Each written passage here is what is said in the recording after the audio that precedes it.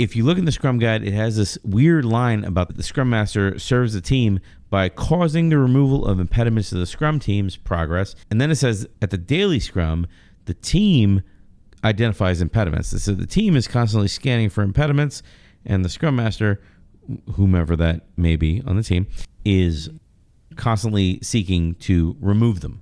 We've not had a podcast specifically on impediments and the removal of impediments, or blockers as some people call them. That's what the podcast is going to be about today. Awesome. Yeah, we did actually touch on impediments on a previous podcast, but this one's dedicated to impediments and blockers. So that's two different words, right? Let's talk about what are blockers, what are impediments, what do people mean by those? Mm-hmm. What I've seen out in the field is people use them interchangeably more often than not. And it's not quite right. You have blockers. Think about something blocking your progress. It's a roadblock, right? You're not going to get past the roadblock because the cops have it blocked off. So you have to find another way to get out of there because you're not going to get away after having robbed that bank. So blocker is a solid no progress line of progress, but lack of progress, right? You just cannot proceed, basically. That's a solid blocker. An impediment, on the other hand, at least to me, it's a road bump, but we can get around it. You might be a little uncomfortable. There might be a way to get around it. Put your heads together to see how you can alleviate the impediment. So an impediment in that sense, I guess, is a type of blocker. Then some people use another word, which kind of muddies the waters even more.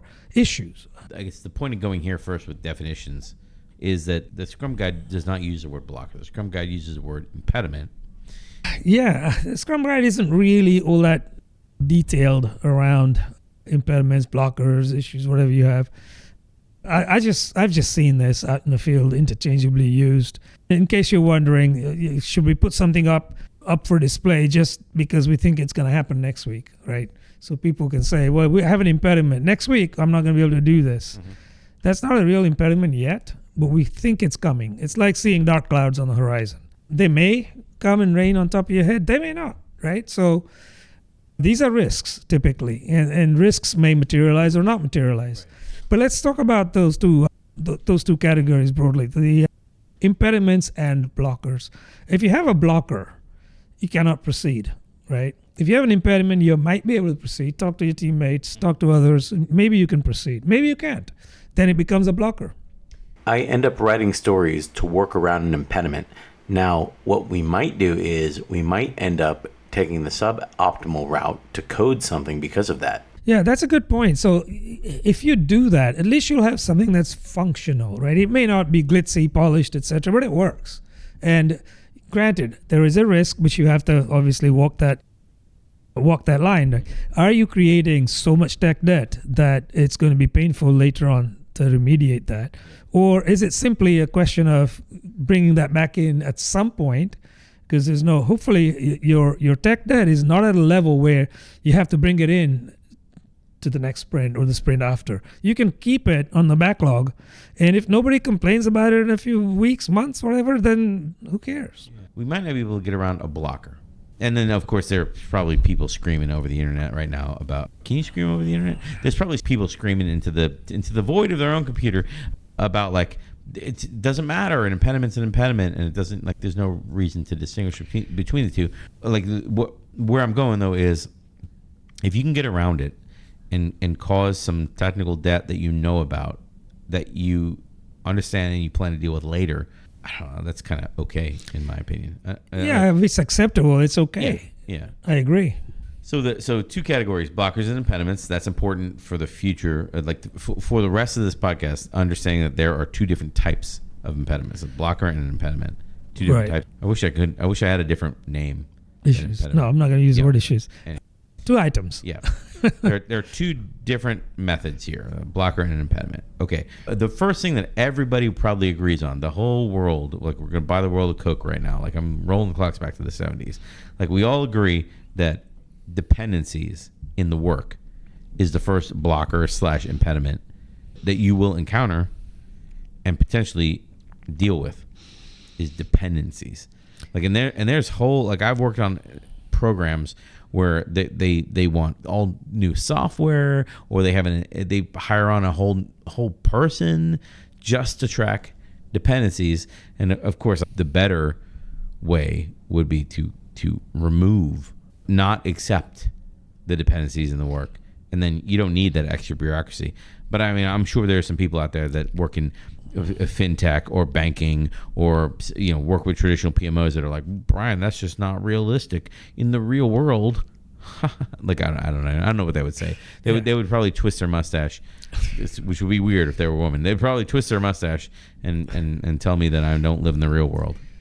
Well, yeah. First of all, yeah. So all these people that to twisting mustaches. Yes, twisting mustaches by women. So look, I think weird. I think this whole idea of dependencies being a blocker or an impediment, to me, it's capitulation. Really, you have a dependency. What are you going to do? Yeah. Right. Well, what not to do is to put that on the wall somewhere. There's a wall behind me, somewhere back there. Put it on the wall and go, look, we have dependencies. And certain frameworks actually encourage this, unfortunately. And then everyone stares at it and says, yeah, we have dependencies. Wouldn't it be a better use of the time to talk about those and say, how can we get around those to begin with before you bring the work to the team? Before the team commits, right, to the work at hand. Let's talk about it. Shuffle some work around. And if it truly cannot be mitigated at that point, then don't work on it. In the Scrum at Scale model, is that the executive action team? That's the Scrum wheel of the Scrum at Scale, right? Is that their, like, bringing dependencies to them and having them help solve the dependencies before they impact the teams? Is that part of that? The action team is the escalation point. Yeah, absolutely. It's the Scrum of Scrums. They should be the ones discussing these dependencies, because the dependencies aren't with anybody else. They're with one another. So talk about them and say, I have this need that requires you to deliver something before I can deliver something else. So when are you delivering that? Oh, well, it's not till next month. Okay. Yeah. Well, that's a given. Now you can have a negotiation, right? We have to have our stuff by next month, which means we need you to hurry up if you can. We can't. Okay. Well, what does that mean for us now? Yeah. Is there something else, the higher value that we can look at? Those discussions need to happen instead of the focus being visualize the dependencies. Oh my goodness, it burns my wick when somebody says that. Because what good does that do? It's like saying, well, there's a train coming down the track. Wave a flag around. Right? Get off the track.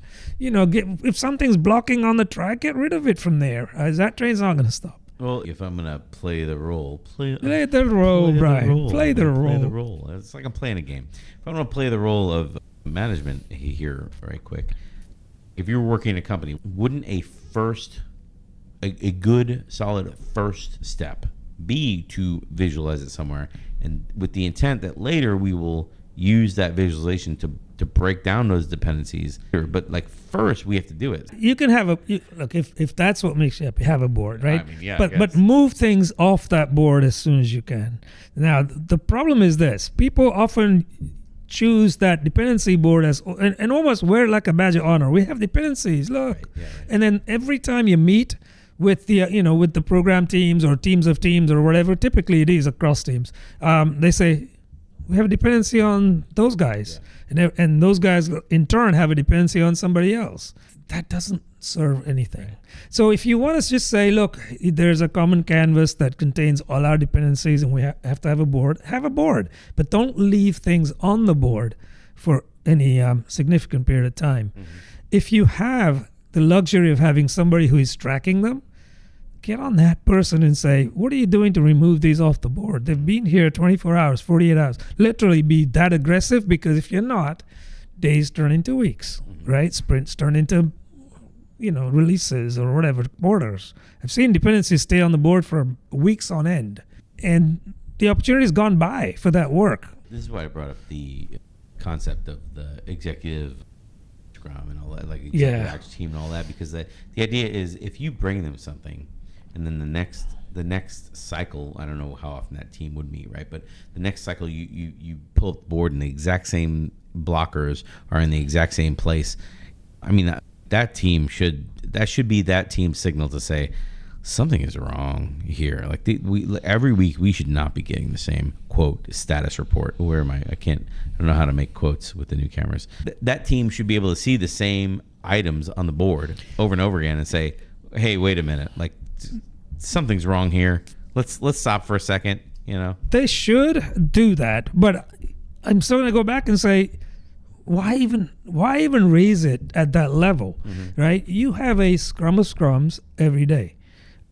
You should have a scrum of scrums every day. Sure. So when you're having that scrum of scrums, or I know the pundits will say, well, it doesn't have to be every day, but whatever. When you have your scrum of scrums, discuss those impediments and those blockers, those dependencies specifically, right? Start there before they become blockers, before you hide behind that and say, well, it's not us, it's them, right? Oh, it's that classic, there's a hole in our boat, but the hole's on your side.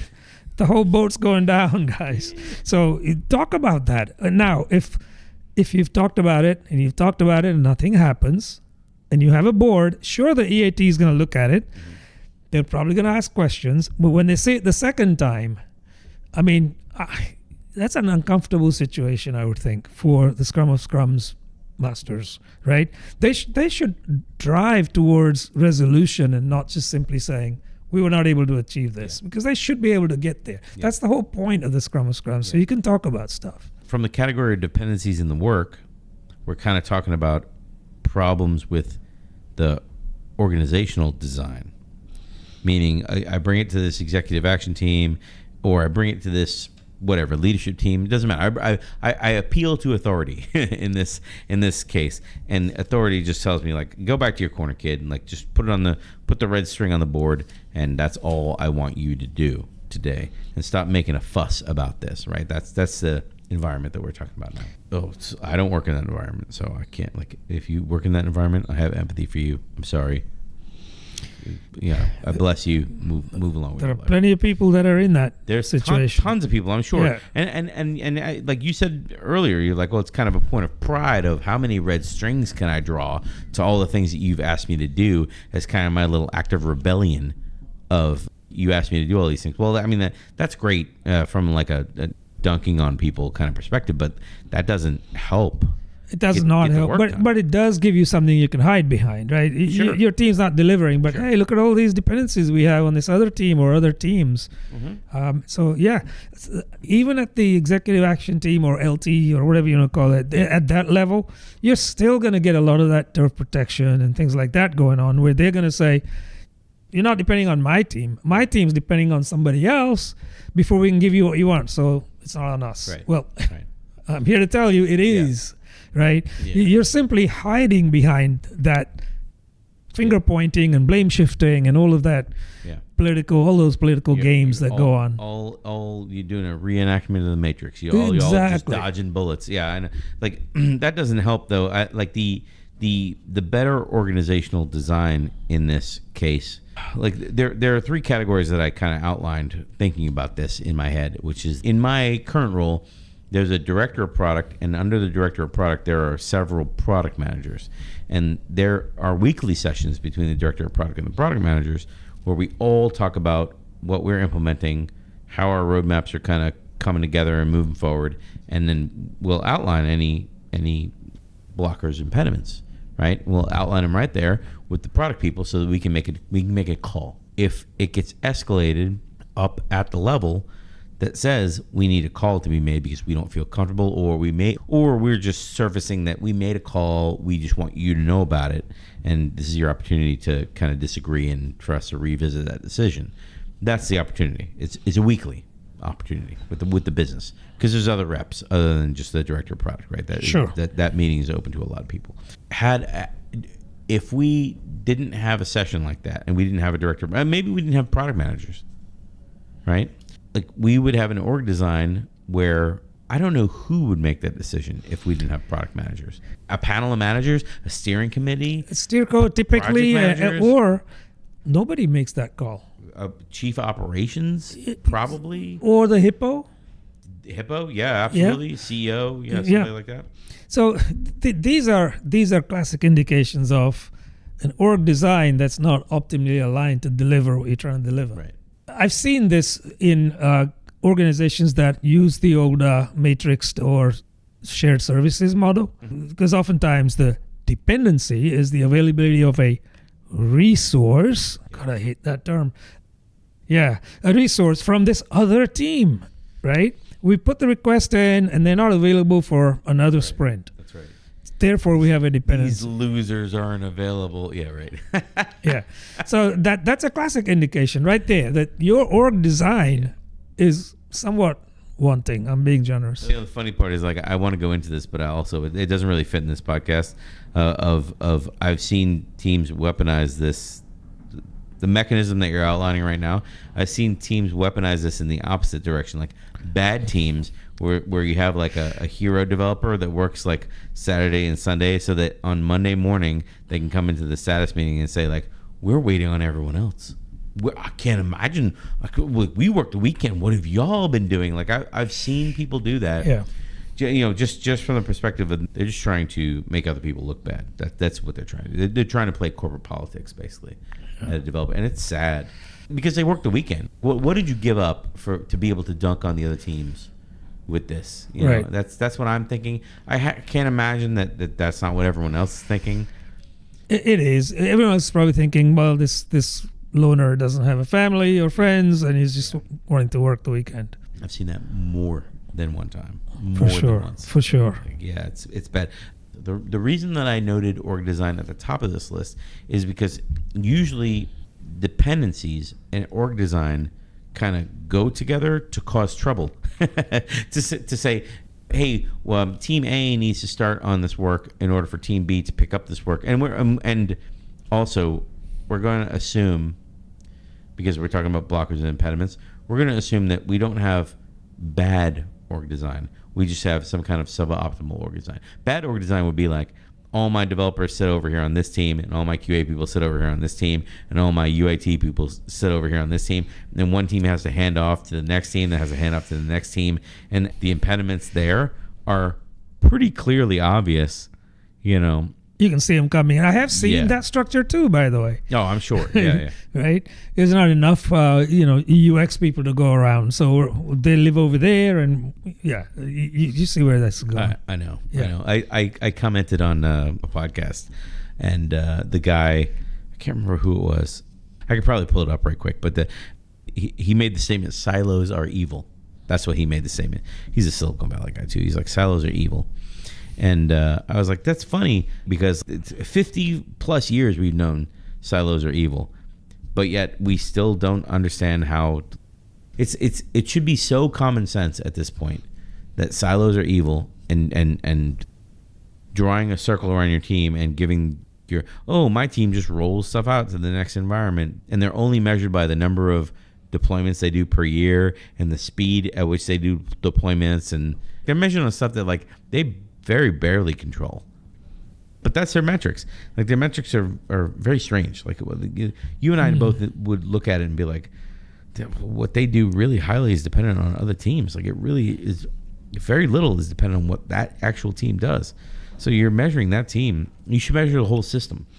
And that team is just a component in the system. Deming, like, had this great in the Out of the Crisis book, like which I think I have in my bag. He's like, he has this great graphic where he just outlines all the different pieces of a system: development, QA, whatever, production support, and then he's like, this is the system and everything works great, and he's like, oh, now I'm going to teach you how to destroy this whole system and how to make every piece suboptimal, and the org is all fighting with each other. And quite simply, all he did was he copied the same diagram, but he drew a circle around every single one, and he's like, every single one of these now is a separate department, they have a separate manager, they have separate metrics, and He silofied it. yeah, he's like, now they're all silos. I've destroyed the whole system, and then everything sucks now. The point of the story was that silos are evil.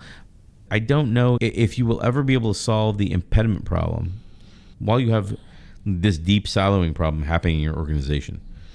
While you have this siloing problem, it's going to be very difficult with org design working against you to resolve anything with blockers or impediments. Because while each department has its own metrics and has its own numbers and has its own manager and has its own way of looking at the world, it's going to be different to back out to get a whole systems view of, well, what could we do to move this impediment forward? How can we help move? Oh, well, that's somebody else's problem. That whole throw it over the wall, it's somebody else's problem. Like, while that attitude is prevalent in the organization, again, there are very few cul-de-sacs we come to on the podcast where we're like, you can't do anything. Keep that resume up. Like, this is one of them. Like, if the org design is one where all you try to do is hot potato the thing away from you as fast as possible, so it doesn't stick to your numbers.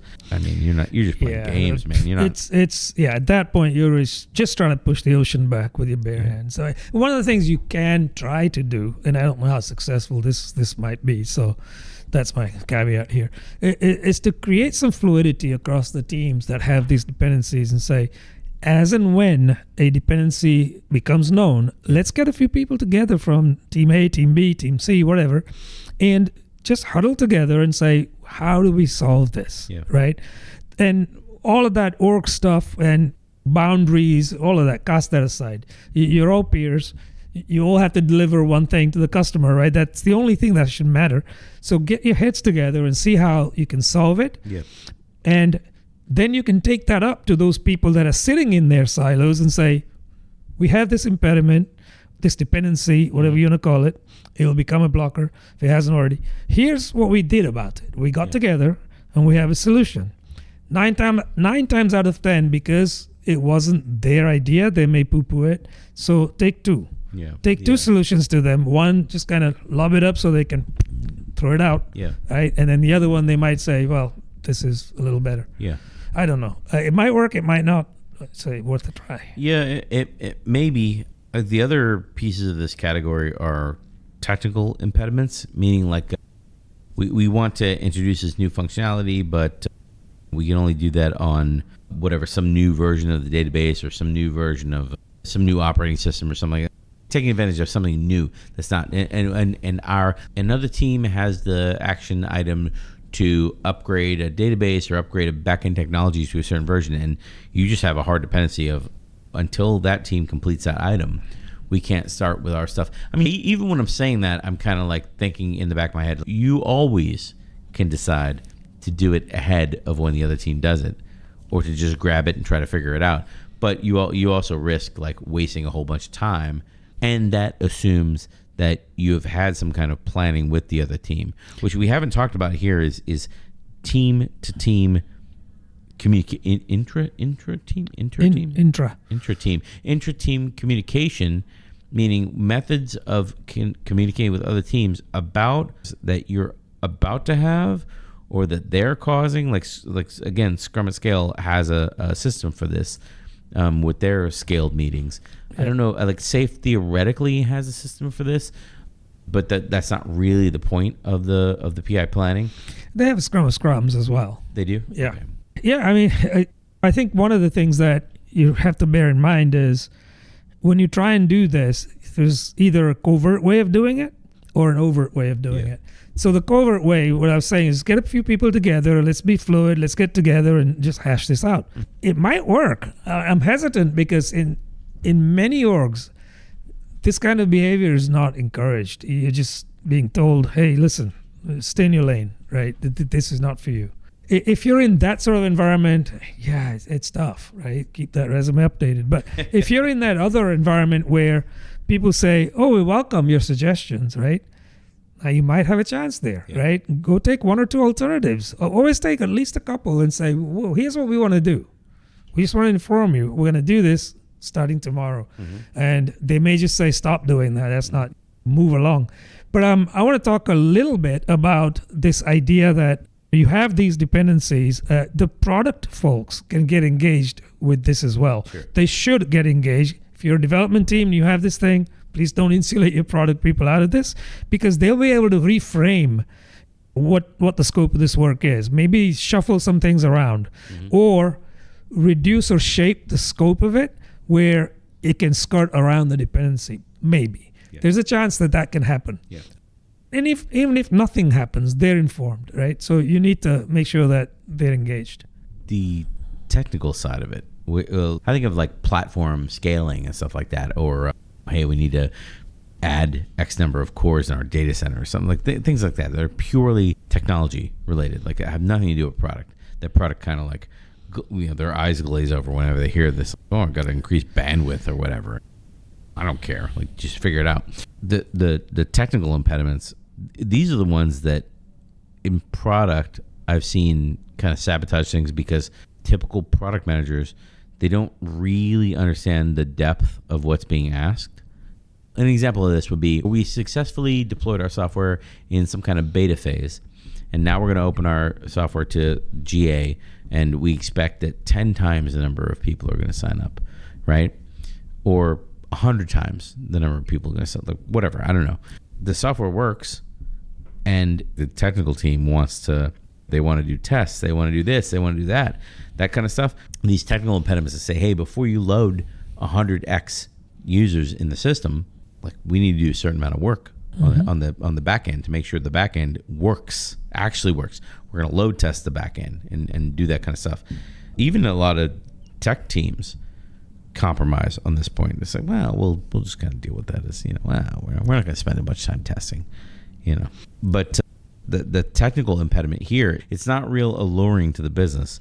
So this roadblock of, we can't do X business function until we do Z technical function. This one's a difficult one for people to grapple with, because there's not a lot of like, you must do this or else type of things. It's just like, well, it can't scale. Well, do we need to scale? And it's not in compliance. Well, do we need to be compliant? It's not super secure. Well, how many incidents have we had?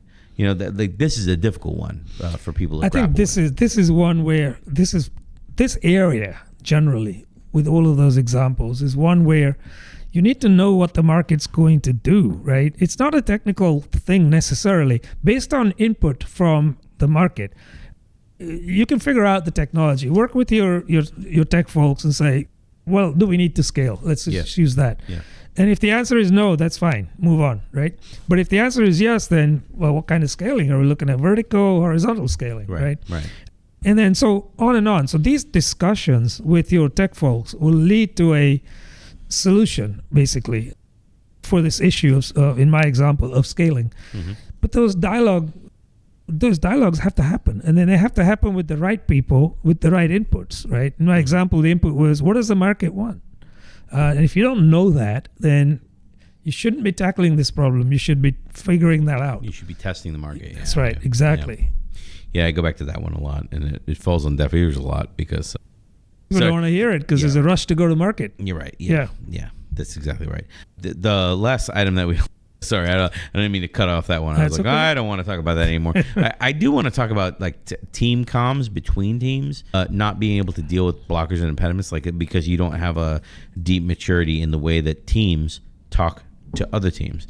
Like the Team Topologies podcast is probably the best, because they outline 4 ways that teams communicate with other teams. I mean, like the best way is that you are, like, when you're having refinements, you have team leads or members of enabling teams or members of stakeholder teams to your team plugged into your refinement schedule, so they can come to your refinements and see what you're about to work on, see what you're planning to work on, and they can help you, plug in and go to the refinements of other teams. That's a streamlined team working with another streamlined team with the facilitation assistance of an enabling team, which is good. It's much better than waiting for another team to build something for you. Sure. Definitely much better than that. But the how often do we meet? How do we know that we need to meet? You know what I mean? Is it just something we put on the calendar? If we don't need it, we cancel it. That kind of stuff. Like this is like the nitty gritty of this is where teams struggle. Of like, oh, there's a lot of meetings. When I tell people that want to start this, is the glue that binds these teams together, that is the early warning sign that you need to talk, is the team leads that float between teams. They can do this job, assuming they don't have 15 teams. Right. Yeah. So skeleton guys were onto something with team topologies, obviously. Yeah. That's the fluidity I was talking about, right? So we need that. We need those that have some knowledge of what this issue is to go talk to those dependent teams, right. Teams upon which they're dependent. And unfortunately, this notion of working in teams kind of puts a silo around people, right? Team A has these 8 team members, let's say. Yeah. Team B has these other ones, and they pretty much work in their teams. So when there's some kind of an impediment or a blocker, typically the knee-jerk reaction is put that on the board, we'll move on. And anytime somebody asks me about my work, I'm going to say I'm blocked. You're blocked. Right? And then that's the behavior that I think savvy Scrum Masters can actually try and influence. They're the ones that can come up with a way that sits well with the teams to say, well, we're not going to have these extra meetings unless they're called for. Right. If a meeting's called for, we'll have an ad hoc meeting. Right? Because you're not going to have the same impediments or same type even, same number, sprint on sprint. So when you do have one, get the team in the mode of thinking that we need to huddle. We need to get, it's like seeing a fire. You don't say, well, it's just a little ember smoldering away, right? Yeah. I'll get to it when it becomes a big flaring fire. That's interesting. So would you suggest, if we don't have a regular cadence of ongoing, basically sessions to knock down dependencies, stuff like some kind of like scaled refinement between teams, if we don't have something like that on the calendar, which I can't think of an organization I've ever been in that actually does have a scaled refinement, would you think that the minute that a blocker comes up, or the minute that something gets marked as blocked in a backlog, that signals to I don't know, a team lead or a product manager or somebody somewhere, like a signal is sent somewhere that now we need a cross-team session to deal with this? Yeah, absolutely. So if a developer is working on something, they may put their name on it or whatever. Yeah. And then they get blocked, right? Or they're about to get blocked, whatever it might be. Right. I'd really like that developer to say, okay, mention the tech lead, assign that thing to the tech lead and say, hey, listen, we need to have a discussion with this other team. Yeah. The tech lead can initially maybe just talk to the tech lead of the other team, and maybe that gets resolved there. If it doesn't, and it calls for a few developers to jump in, then the tech lead can bring in 1 or 2 or 3, however many are needed from their team, and the other team's tech lead does the same thing. Now you have an impromptu meeting to hash it out. Yeah, that's a really interesting suggestion, because if you're using an ALM tool, it could be any ALM tool. Yeah. It could even be Jira. If you're using a system like that, you can make automation rules that says when a work item for this product, Jira says project because Jira is terrible, but when a work item for this product goes into blocked, automatically change the assignee to the team lead. You can specify a value, change the assignee to a team lead, and they'll get a notification that they've been assigned a work item in Jira, which they should know is not normal. And then they should automatically, depending, they should go in and look at the item and see, like, hey, what are the comments? Why was this assigned to me? And if there's no comments, they should be able to say, like, hey, team, what's going on with this? And if it's all their teams and there's only one team lead, it should be simple for them to set up a let me go to your stand-up, let me go to your stand-up, Let me talk about who's got time, let me set up the next, look at the calendar, set up the next time. If it's this team lead and they already are being identified that they need another team lead, they can talk to another person. So in all these scenarios, they're talking to one extra person, which is kind of nice. They're talking to one extra person, figuring out what the blocker is immediately within the same day, basically.